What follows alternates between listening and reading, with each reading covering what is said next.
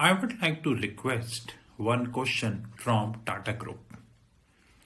One side, Tata Group is saying that they operate a business from needle to an aircraft. I completely agree with this. Tata Group is having a very respectable background. There is hardly any doubt about that. But one question which I always fail to understand is that why Tata Sons is looking to monetize the assets.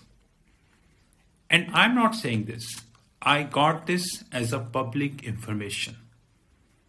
Because if you operate from needle to an aircraft, then I don't think, technically speaking, there is a requirement for monetization of assets.